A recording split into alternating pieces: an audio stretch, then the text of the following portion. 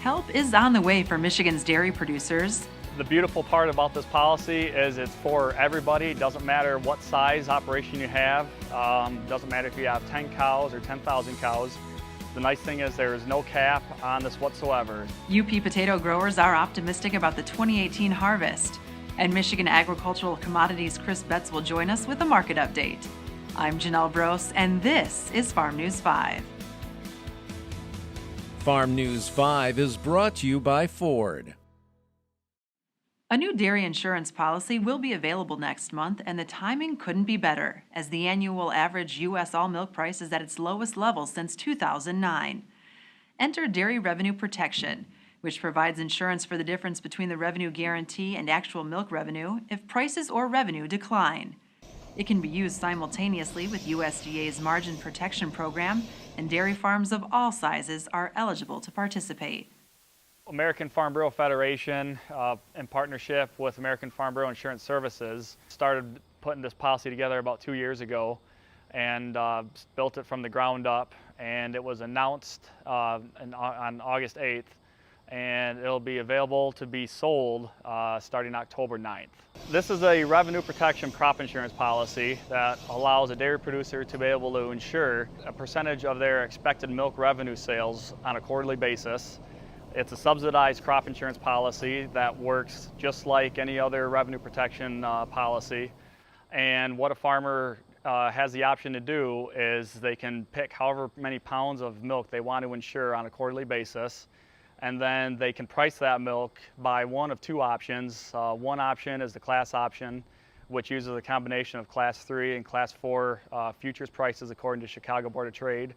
And the other option is the component option, which uses prices according to Chicago as well for butterfat, protein, and other milk solids. They can use those prices to calculate their expected revenue for whatever quarter or quarters they wish to insure. And then at the end of that quarter, we take the overall actual milk revenue and compare it to what their guarantee is. And if there's a difference between the two on the downside, then they get paid the difference. It does cover you on a loss of production as well. The only caveat to that is that the production is indexed to the state. So your own farm production is not necessarily covered since it is an area-based statewide plan.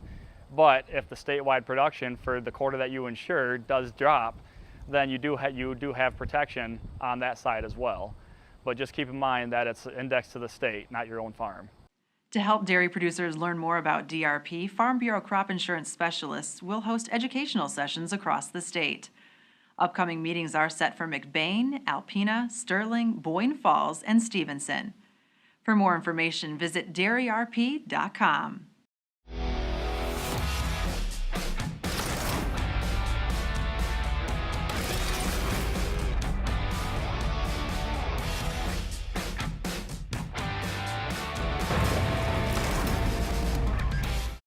The UP Potato Field Day brought growers together in Rock, Michigan last week to have a look at the latest on-farm research trials and to see what potato varieties do well in the region. Up here in the UP, the most important thing is to do research on the farm and to understand how our weather is impacting our growing season and give good information to our farmers to base their agronomic changes off of. So on-farm research is kind of the center of having a good education program. So the Upper Peninsula and potato production go pretty well together because we have so much land and it's spread out, meaning our farms can be pretty remote, so they can have really good control of spreading pathogens or just high standards when it comes to having good sanitation protocol. And that's just space between farm and farm. Yes, we do have winters and we do get quite a bit of snow, but that actually is really, that cycling of snow and the freezing and our winters are important to for the soil water recharge, for certain pathogens to get good kill. So volunteer potatoes, I mean, it's important for a lot of other diseases maybe we're concerned about as well. So really our winters are a service to growing the potatoes up here. 2018 summer crop year has been, for us, very good. And I think a lot of areas of the country have not been as fortunate. So I think we're very lucky and blessed that way. But potato yields look excellent, digging by hand. All the cover crops were beautiful. It was really a good year, and we're very happy and hoping to have a good harvest as well. The crop is there, we just got to get it out of the ground. The Michigan Soybean Promotion Committee is devoted to investing soybean farmer checkoff dollars to address grower concerns.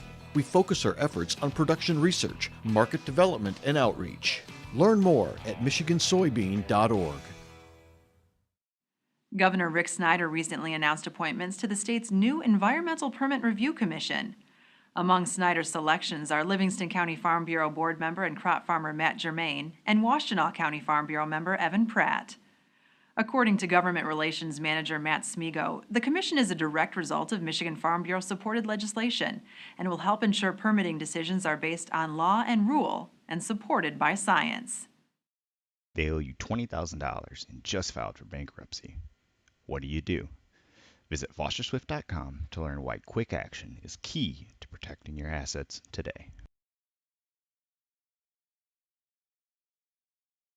The Michigan Corn Office is predicting a smaller crop for 2018. Following their annual Between the Rows tour, yields are expected to average 169.4 bushels per acre across the state, 8 bushels per acre less than last year's average. Ionia County is expected to produce the largest average yield at 191.8 bushels per acre. Close to 350 yield samples were collected across 32 counties as part of the 2018 tour. With a look at the latest market activity, here is Michigan Ag Commodities' Chris Betz. Thanks, Janelle. Wheat is the big mover on the week, pressured by news surrounding Russian grain exports. After meeting with exporters, the Russian Ag Ministry said Monday it would not need to limit exports as been speculated prior. The ministry went on to say it may sell 1.5 million tons of grain from its stockpiles this season.